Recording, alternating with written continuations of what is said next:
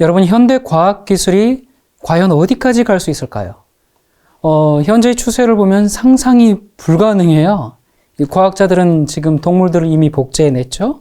또 앞으로 인간을 복제해낼 날도 멀지 않은 것 같습니다. 또 불치병 환자들은 미래 의학 기술의 발달로 이제 완치되어 깨어날 것을 기대하면서 냉동 캡슐 속으로 들어갑니다.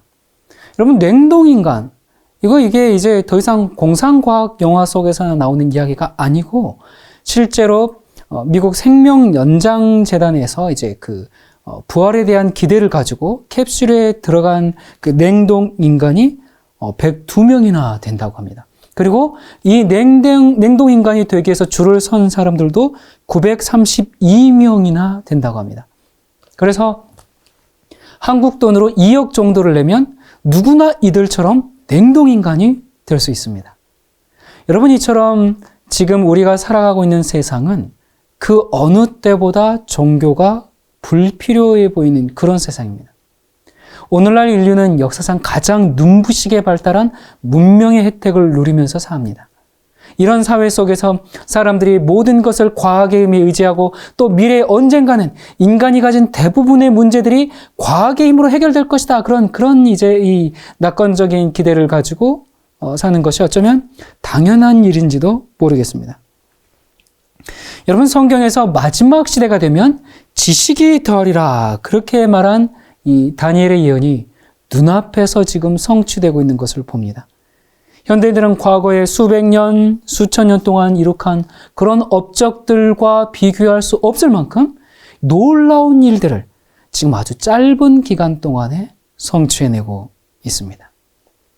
이 인체의 신비를 파헤쳐 나가고 또 질병의 근원적 치료를 시도하기 위한 이런 게놈 지도의 완성을 누가 꿈이라도 꿨겠습니까? 하지만 이런 과학의 발달도 인간의 근본적인 한계를 넘어서는 일에 있어서는 아주 무기력함을 절감하게 됩니다. 여전히 불치병이 있죠. 사람들은 병과 계속 씨름해야 되죠. 과학이 제 아무리 발달한다 할지라도 인간의 이 궁극적인 문제인 이 죽음은 결코 해결할 수 없을 겁니다. 따라서 인간은 누구나 자신의 능력으로 해결할 수 없는 문제들 앞에서 어쩔 수 없이 무한한 능력을 지닌 절대자의 존재를 찾게 됩니다. 또한 언젠가는 모두가 죽는다라는 이 냉혹한 현실 앞에서 모든 인간은 영원한 세계를 갈구하게 되죠. 여러분, 영어로 종교가 이 religion인데요. 이 단어는 유한한 인간이 절대자에게 돌아가는 것을 뜻하는 이 렐리기오에서 왔는데, 인간을 종교적인 인간, 호모 렐리기우스라고도 말하죠. 자, 그런데 오늘날의 현실에서는 이 종교가 어떻게 됐어요? 하나의 액세서리 같이 그냥 그렇게 돼버렸습니다.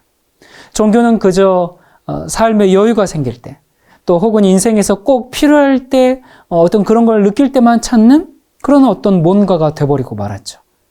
우선순위로 따져본다면 종교는 맨 뒤로 밀려나 버린 것이 오늘날 현실입니다.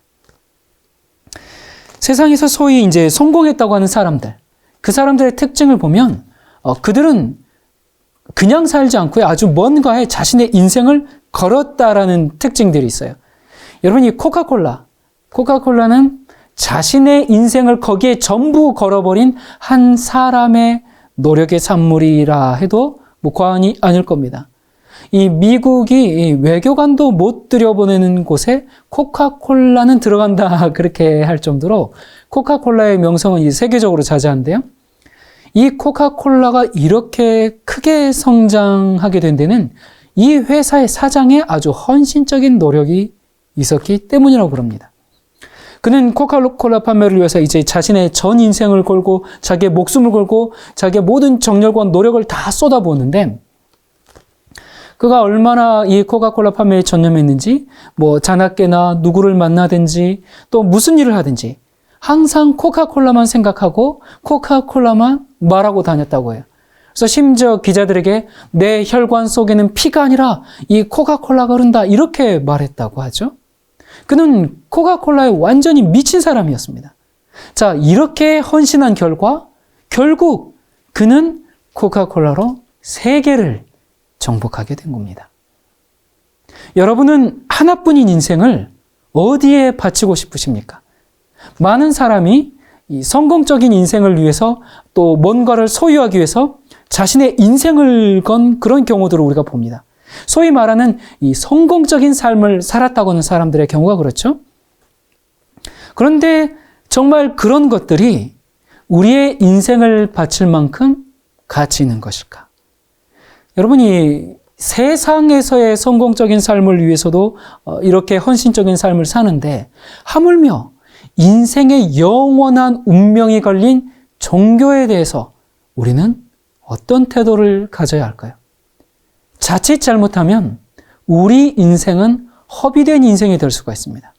우리가 눈에 보이는 것만 보고 살 때 그렇게 되는 것이죠. 어느 날 항해를 하던 선박이 갑작스러운 풍랑으로 파손하고 말았습니다. 간신히 이제 몇몇의 이 선원들이 무인도에 당도하게 됐어요.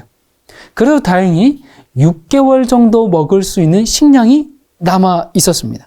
자, 이들이 이제 이 섬을 수색한 결과 그 섬에 금이 무진장 매장되어 있다는 사실을 발견하게 됐습니다. 이제 이 사실을 알고 흥분한 사람들은 구조를 요청하는 대신에 금을 캐는데 그냥 정신이 팔려버리고 말았어요. 언제 구조선이 섬 주위를 지날지 모르는 이 급박한 상황 가운데서도 이 사람들은 거기엔 정신이 없고 조금이라도 더 많은 금을 모으기 위해서 모두가 정신없이 시간을 보냈습니다.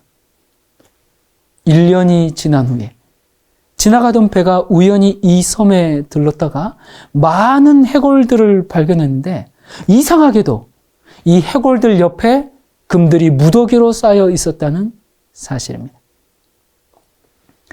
그들은 부자가 되는 데는 성공했어요. 그러나 구조받는 데는 실패했습니다. 여러분, 비록 세상에서 성공적인 삶을 살았다 할지라도 하나님을 찾지 못한 사람들의 삶이 바로 이런 모습이 아닐까요? 여러분, 진정 우리 삶에서 중요한 것이 무엇인지를 깨닫고 거기에 순응하면서 사는 사람이 가장 지혜로운 사람입니다. 자, 그렇다면 인간의 종교심은 어디로부터 온 것일까? 예수님께서 인간은 짐승과 달리 이 떡으로만은 살 수가 없는 존재다, 그렇게 말씀하셨는데 먹고 배부른 것만으로는 만족해서 살지 못하는 존재다, 그 말입니다. 여러분, 사람은 동물들처럼 밥을 채웠다고 해서 만족하면서 살 수 있는 존재가 아닙니다. 인간에게는 하나님만이 채울 수 있는 공간이 따로 있죠. 밥통이 아무리 꽉 차도 하나님이 채워야 할 공간이 빈 인생은 영원히 배고픈 인생입니다. 그래서 사람들은 먹고 배부르면 다른 무엇을 찾아서 만족을 누려보려고 애씁니다. 사람은 배가 채워지면 만족하는 그런 대조와는 달리 끊임없이 뭔가를 갈구하죠. 하나님으로 채워지지 않는 인간은 항상 배고픔 속에 살 수밖에 없습니다. 자, 이렇게 하나님으로 배고픈 사람들은 채워지지 않은 부분을 다른 여러 가지 것들로 채워보려고 하죠. 그런데 여러분, 아무리 재밌는 것을 마음껏 해도 하고 나면 허전합니다. 여러분, PC방에서 집 안 가고 밥 안 먹고 2박 3일 동안 밤새서 막 게임하고 나서 아, 행복해. 여러분, 그런 사람 봤습니까? 없죠. 밥통이 차서 배부른데도 여전히 하나님으로 배고픈 사람이 채우려고 하는 대표적인 것이 바로 돈입니다. 여러분, 오늘날 우리는 돈이면 다 된다고 하는 그런 세상에서 살아요. 사실 돈만 있으면 모든 게 해결될 것처럼 보입니다. 여러분, 10억, 100억, 1000억, 1조 다 갖고 싶죠? 그것만 있으면 정말 다 될 것 같죠? 여기 1923년 미국 시카고의 에즈워터 비치 호텔에 9명의 부부가 모였습니다. 당시 미국 경제계를 주름잡던 사람들인데요. 참석한 사람들이 이렇게 보면 세계 최대 철강 회사의 회장, 국제 시티뱅크 대표이사, 미국 최대 정유회사 회장, 최대 공익사업업체 대표이사, 뉴욕 증권거래소 회장, 이런 사람들이 포함되었어요. 또 거기에는 대통령 강요의 일원과 또 월스트리트에서 이름을 날리는 그런 사람들도 있었는데요. 이들이 모여서 이날 모임에서 사교 클럽을 결성했습니다.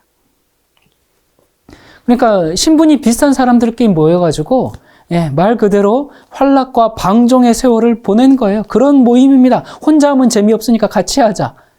그것은 정말 세상에서 부러울 것이 없는 행복한 삶처럼 보였습니다. 여러분들도 이 사교 클럽에 들어가고 싶으시죠? 만약 행복을 돈으로 살 수 있다면 이 사람들은 정말 세상에서 가장 행복한 사람들이었을 겁니다. 자, 그런데 성공적인 이 부자들에게 무슨 일이 일어나는지를 보면 우리에게 큰 충격을 줍니다.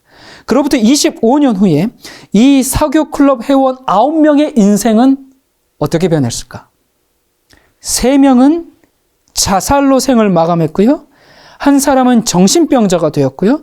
2명은 범죄자가 되었는데 1명은 사면되어서 집에서 죽을 수 있게 되었고 다른 1명은 뉴욕 교도소에서 막 출감했고 3명은 무일푼의 신세로 미국에서 죽거나 타국에서 도망자의 신세로 살다가 죽었습니다. 어쩜 그 9명 가운데 들어가고 싶은 생각이 아직도 있으십니까? 돈이 이들을 행복하게 해주지 못했습니다. 아무리 많은 돈도 인간의 영적 공허를 결코 채워줄 수 없는 것입니다. 이 솔로몬의 이 말이 너무나도 전곡을 찌릅니다. 은을 사랑하는 자는 은으로 만족함이 없고 풍부를 사랑하는 자는 소득으로 만족함이 없나니 이것도 헛되도다. 어떤 사람들은 하나님이 없는 빈 마음을 채워보기 위해서 술, 담배, 게임, 도박, 성적 쾌락, 마약 이런 걸 통해서 이렇게 해보려고 합니다. 여러분, 하지만 우리 속에 있는 그 공간은 하나님 외에는 다른 어떤 것들로 채울 수 없습니다. 제가 분명하게 정말 100% 자신하며 단언합니다. 하나님으로 채워지지 않는 그 인간의 가슴은 영원히 공허할 뿐입니다. 이런 인간을 시편 기자는 뭐라고 했습니까? 사슴이 시냇물을 찾기에 갈급함 같이 주를 찾기에 갈급한 그런 존재라고 그렇게 말했습니다. 사람은 창조 당시부터 모든 피조물들 중에서 유일하게 하나님의 형상을 따라서 지은받은 존재로서 영적인 특성을 지닌 채 태어났습니다. 여러분, 아무리 지능이 뛰어난 동물들도 하나님을 찾는 존재는 없죠. 사람만이 유일하게 주를 찾기에 갈급하는 영적인 존재입니다. 여러분, 이 신앙심이라는 것은 사회가 만들어낸 작품도 아니고요. 인간이 고안해낸 어떤 창조물도 결코 아닙니다. 종교의 뿌리는 바로 우리 인간의 존재의 시작에서부터 발견됩니다. 내가 존재함과 동시에 나는 하나님이 필요한 존재가 되었고 나는 하나님을 찾아서 거기로 돌아가게끔 만들어졌습니다. 우리는 호모 렐리기우스 존재입니다. 성경은 그것을 하나님이 사람에게 영원을 사모한 마음을 주었다. 그러니까 신앙심, 그것을 인간의 본성 속에 넣으셨다고 말합니다.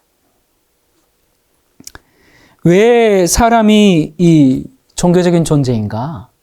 그저 그냥 자연 앞에 나약한 인간이기 때문에 두려움을 느끼고 뭔가 절대자를 찾으려는 그런 속성 때문이 아니라 또 태양이나 거대한 산이나 광대해 보이는 어떤 물질들을 보고 숭배하는 것이 아니라 또한 질병이나 고통, 죽음이라는 그 인간적 현실의 한계를 벗어나려는 그 욕망에서 종교가 출현한 게 아니라 또는 정치적 동기에서 백성들을 효과적으로 통치하기 위해서 고안해낸 것이 아니라 하나님께서 인간의 내면에 심어주신 하나님을 향한 그리움 때문입니다.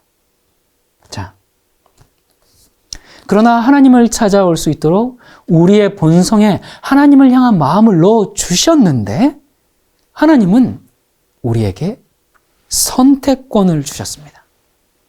예수님은 모든 인간의 마음문 안으로 너무너무나 들어오고 싶어 하시지만 결코 강제로 이 마음문을 벌컥 열고 그냥 들어오지 않으십니다. 인간에게 주어진 의지의 자유, 곧 이 마음의 문은 자기만 열 수가 있습니다. 사실 하나님이 원하시면 억지로 열어 제낄 수 있죠.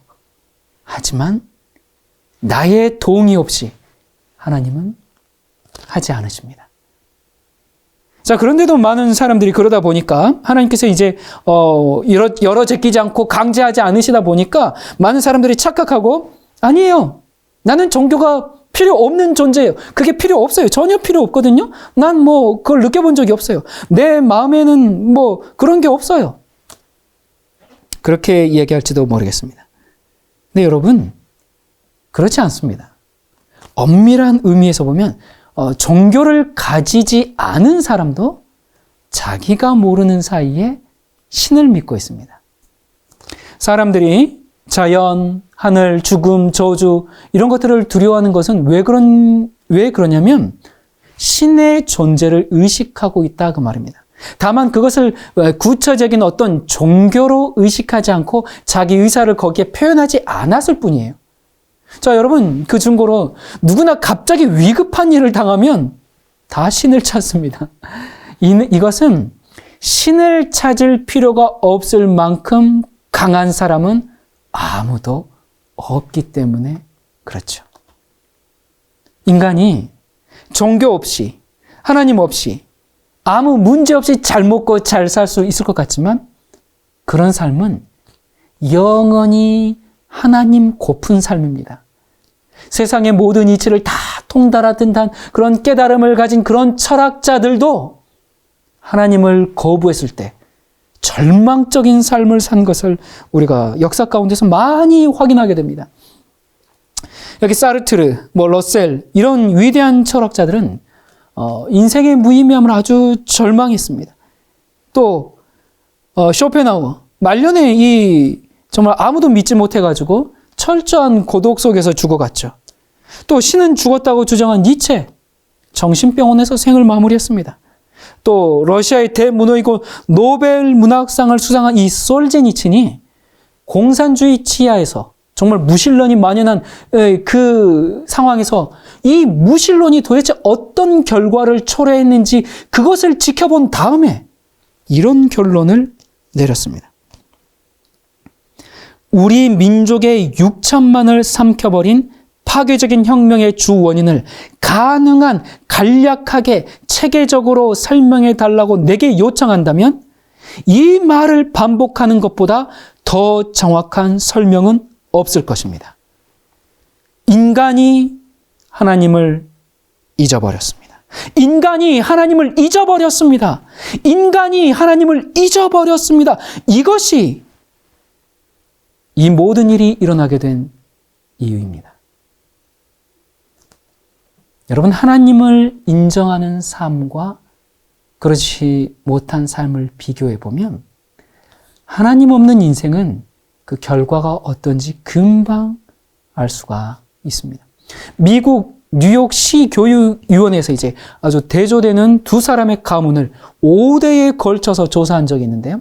한 사람은 조나단 에드워즈고 다른 한 사람은 같은 시대, 같은 지역에서 살았으며 비슷한 경제력을 지닌 마커스 슐츠라는 인물이었습니다. 성경을 읽고 하나님을 신실하게 믿었던 이 조나단 에드워즈하고 그 다음에 마커스 슐츠, 이거 사람은 성경에는 또 신앙에는 전혀 무관심한 인물이었는데요. 뉴욕의 이제 이 교육위원회에서 두 사람의 이 후손을 5대 동안 면밀히 조사해 봤는데 이 에드워즈의 후손은 이제 896명이었는데 그들 중에서 1명의 부통령이 나왔고요. 4명의 상원의원, 12명의 대학 총장, 65명의 대학 교수, 60명의 의사, 100명의 목사, 75명의 군인, 85명의 저술가, 130명의 판검사 및 변호사, 80명의 공무원이 배출되었습니다. 반면에 자, 아까 분명히 같은 도시 그리고 비슷한 경제력을 가졌다 그랬죠? 자, 이 마커스 슐츠의 이 후손 1062명을 조사해 본 결과 마커스 슐츠는 영적인 것에 신앙과 성경에 전혀 관심이 없는 사람이었어요. 그걸 조사해 본 결과 후손은 조금 더 나았네요. 1062명. 자, 조사한 결과 전과자 96명, 알코올 중독자 58명, 창녀 65명, 빈민 286명, 평생 막노동으로 연명한 사람 460명. 그리고 미국 정부는 마커스 슐츠 후손들을 위해서 무려 1억 5천만 달러의 국고 보조금을 5대에 걸쳐서 지출했습니다. 자, 여러분, 사실 여러분 IQ가 몇인지 제가 묻지 않겠습니다. 대답하지 않으셔도 돼요. 그러나 아무리 머리가 나빠도 내가 뭘 선택하고 살아야 할지 너무나 분명하지 않습니까? 여러분 어떤 인생을 살고 싶고 자녀들에게, 후손들에게 어떤 유산을 물려주고 싶습니까? 하나님 없는 인생은 빈 껍데기 인생일 뿐만 아니라 보셨잖아요. 비참한 인생입니다. 미국이 낳은 위대한 소설가 헤밍웨이 삶도 인생에서 하나님을 인정하는 것이 얼마나 중요한지를 보여주는 한 증인으로 남았는데 사실 헤밍웨이는 원래 하나님을 믿는 아주 경건한 그리스도인 가정에서 태어났어요. 의사인 아버지와 독실한 그리스도인의 어머니 사이에서 태어났는데 그가 점점 나이가 들어감에 따라서 하나님으로부터 멀어졌죠. 이 노인과 바다로 노벨 문학상을 받을 정도로 이제 부와 명성을 얻었는데 하나님 없는 그의 인생에는 만족이 없었습니다. 그는 3번이나 결혼에 실패하고요. 아프리카 여행 중에서 2번이나 비행기 추락 사고로 목숨을 잃을 뻔했는데도 하나님께 돌아오기를 거부했습니다. 결국 그는 불안과 우울증에 시달리다가 마침내 엽총으로 자신의 머리를 쏘아서 자살하고 말았죠. 여러분 아무리 큰 부와 명예를 얻었다고 할지라도 하나님 없는 인생은 빈털털 인생인 겁니다. 인생을 아무리 성공적으로 살았다고 할지라도 하나님이 없는 인생은 무의미한 겁니다. 윌리엄 제임스의 말처럼 하나님이 없는 인생은 도서관에서 책을 지키면서도 그것들을 읽을 줄 모르는 개와도 같은 것입니다. 하나님 없는 인생은 마치 부모가 멀쩡히 살아있는데도 난 고아로 살 거야 하면서 고집하는 것과 같은 불쌍한 인생입니다. 젊은 부자 복관처럼 갖고 싶은 모든 것을 가진 인생이라 할지라도 하나님 없이는 아무것도 아닌 가련한 인생인 겁니다. 아무리 많은 걸 소유한 사람도 하나님 없는 인생은 영원히 배고픈 인생인 것입니다. 여러분 전쟁과 평화의 저자가 누구죠? 러시아의 대문호 톨스토이. 정말 역사상 가장 탁월했던 소설가 중에 한 사람인데 이런 톨스토이도 자기의 자전적인 책 고백에서 그 자신의 배고팠던 인생의 경험을 이렇게 이야기를 하죠. 사실 그는 어린 시절에 이미 이제 기독교를 거부하고 대학을 마칠 때는 인생에서 얻을 수 있는 최대한의 쾌락을 얻어보고자 했습니다. 술, 여자, 도박 다 탐닉해 보았어요. 근데 만족이 없어요. 그래서 후에 이제 자기가 쓴 책들을 통해서 많은 돈을 벌었습니다. 명예와 지위도 얻었어요. 여전히 거기에도 만족이 없었습니다. 그런 다음에 이제 가정의 기대를 걸고 이제 결혼해서 사랑스러운 아내와 13명의 자녀를 낳았습니다. 하지만 가정도 그에게 진정한 만족을 주지 못했어요. 톨스토이는 정말 평생을 불안과 두려움에 떨면서 늘 그 자기 서랍에 권총을 놓고 여러분, 세상에서는 모든 야망을 이룬 사람이었어요. 하지만 그는 나는 누군가? 내가 왜 사는가? 나는 어디로 가는가? 이런 단순한 질문들의 대답을 얻을 수 없었고 정처 없이 방황하다가 쓸쓸하게 객사하고 말았죠. 여러분, 오늘날에도 많은 사람들이 이런 질문에 답을 찾지 못하고 방황하고 있습니다. 제가 그들을 봐도 마음이 아픈데 하나님이 보실 때 얼마나 더 마음이 아프시겠습니까? 우리의 영원한 배고픔에서 벗어날 수 있는 길은 하나님을 인정하는 삶을 사는 겁니다. 영원한 그리움 속에서 방황하는 인생들에게 필요한 것이 있다면 그것은 그 그리움의 대상이신 하나님을 인정하는 결단을 내리는 겁니다. 그것만이 배고픈 인생이 영원한 만족을 누릴 수 있는 길입니다. 하나님을 기억하면서 하나님의 뜻을 따라 살 때 우리는 진정한 행복을 경험하게 됩니다. 여러분, 더 머뭇거리지 말고 여러분 주변에 있는 가장 가까운 교회를 향해 지금 발걸음을 옮기시기 바랍니다. 하나님께서 여러분의 앞길을 인도해 주시기를 제가 기도하겠습니다. 감사합니다.